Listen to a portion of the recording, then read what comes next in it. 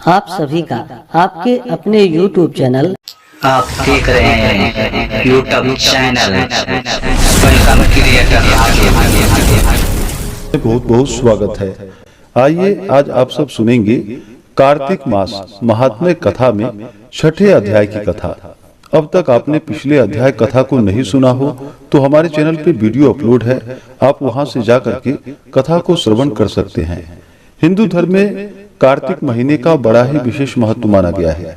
कार्तिक के महीने में गंगा स्नान करना, दान पुण्यों का कार्य करना, भगवान विष्णु माता लक्ष्मी का पूजन करना, तुलसी माता का पूजन करना, तुलसी वृक्ष के नीचे दीपक जलाना, दीप आदि का दान करना, भूमि पे शयन करना, इन सबों का बड़ा ही विशेष महत्व माना गया है।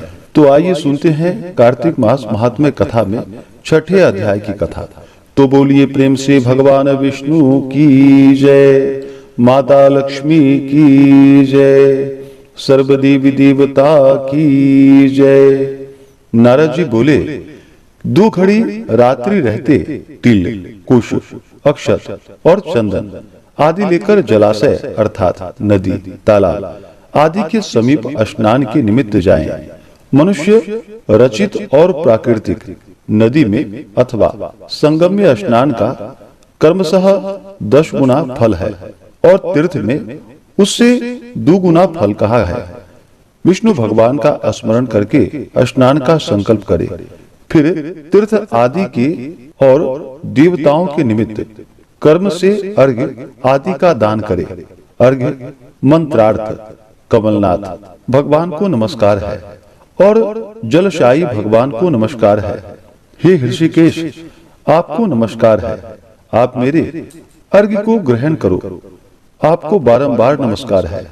वैकुंठ में, प्रयाग में और बद्रिकाश्रम में विष्णु भगवान गए और 3 प्रकार के पद स्थापित किया।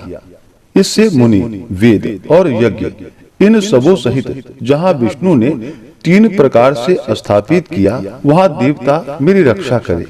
हे जनार्दन, हे देव देवेश, मैं तुम्हारी प्रसन्नता के लिए कार्तिक में विधि पूर्वक प्रातः काल स्नान करूंगा। देवेश भगवान को ध्यान और नमस्कार करके मैं इस जल में स्नान करने को उद्यत हूँ, यानी कि तैयार हूँ। हे दामोदर, आपकी कृपा से मेरे पाप नष्ट हों। अर्घ्य मंत्र कि हे हरे, कार्तिक महीने में विधि पूर्वक नहाया हुआ मैं व्रती हूँ, अतएव मेरे दिए हुए अर्घ्य को राधा सहित आप ग्रहण कीजिए। हे धनुजेंद्र निषूदन अर्थात हिरण्यकश्यपु का वध करने वाले, कार्तिक के महीने में नित्य तथा नैमित्तिक कर्म में मेरे दिए अर्घ्य को आप ग्रहण कीजिए। व्रती पुरुष गंगा, विष्णु, शिव तथा सूर्य का स्मरण करके जल में प्रवेश करे, फिर नाभि पर्यंत जल में स्थित हो विधि पूर्वक स्नान करे। गृहस्थ तिल और आंवलों का चूर्ण लगाकर स्नान करे और विधवा स्त्री तथा सन्यासियों को तुलसी की जड़ की मिट्टी लगा के स्नान करना विहित है। सप्तमी, अमावस, नवमी, दूज, दशमी और तेरस इन तिथियों में आंवले और तिल को लगाकर स्नान न करे। पहले मल स्नान, बाद में मंत्रों से स्नान करे। स्त्री और शूद्रों को वेदोक्त मंत्रों से स्नान नहीं करने को कहा है। वे पुराण के मंत्रों से स्नान करे। स्नान के मंत्र भक्तों को आनंद देने वाले, जो भगवान देवताओं के कार्य के निमित्त रूप धारण किए थे। सब पापों को नष्ट करने वाले वे भगवान कृपा करके मुझे पवित्र करे। विष्णु की आज्ञा पाकर कार्तिक व्रत करने वालों की सब देवता रक्षा करते हैं। इंद्र सहित वे सब देवता मेरी रक्षा करे। बीज, रहस्य और यज्ञ सहित वेद मंत्र और देवताओं समेत कश्यप आदि मुनि मुझे पवित्र करे। गंगा आदि सब नदियां और तीर्थ तथा जल के देने वाले 7 समुद्रों समेत नदी और जलाशय मुझे पवित्र करे। अदिति आदि पतिव्रता, यक्ष, सिद्ध, सर्प और तीनों लोकों की औषधि और पर्वत मेरी रक्षा करे।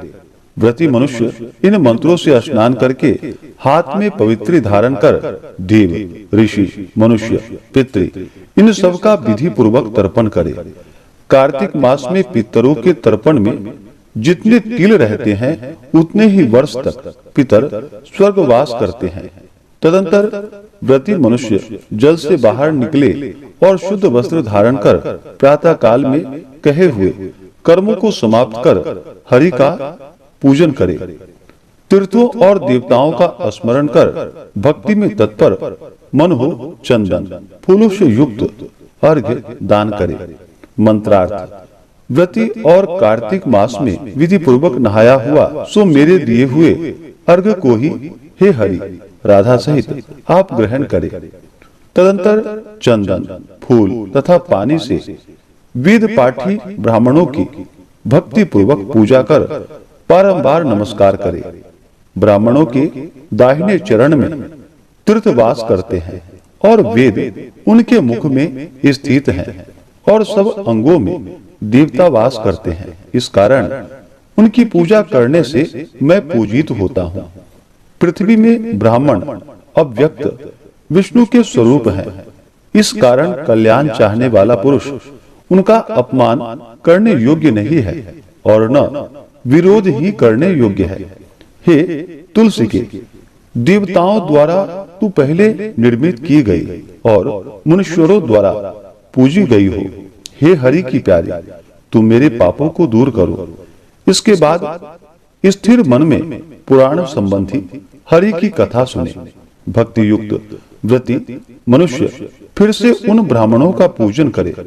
पहले कही हुई सब विधि को जो भक्तिमान मनुष्य भली भांति करता है वह विष्णु की सालुक्यता को प्राप्त होता है। रोगों को दूर करने वाला और पापों के नाशक, उत्तम बुद्धि को देने वाले और पुत्र धन आदि के साधक तथा मुक्ति का कारण रूप ऐसा हरि को प्यारा जो कार्तिक व्रत है उसको छोड़कर और दूसरा उत्तम व्रत नहीं है।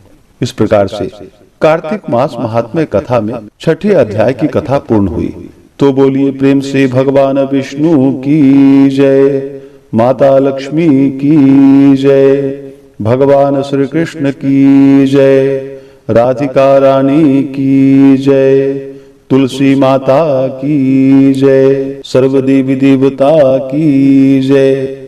इसी प्रकार से आगे के अध्याय को अगर आप सुनना चाहते हो तो हमारे चैनल पे बने रहें। चैनल पे अगर आप नए हैं तो चैनल को लाल बटन दबा करके सब्सक्राइब करें, साथ में बेल आइकन घंटी को दबाएं ताकि वीडियो का नोटिफिकेशन आपको समय समय से मिलता रहे। वीडियो को लाइक करें, शेयर करें ताकि दूसरे भी इसका लाभ उठा पाएं।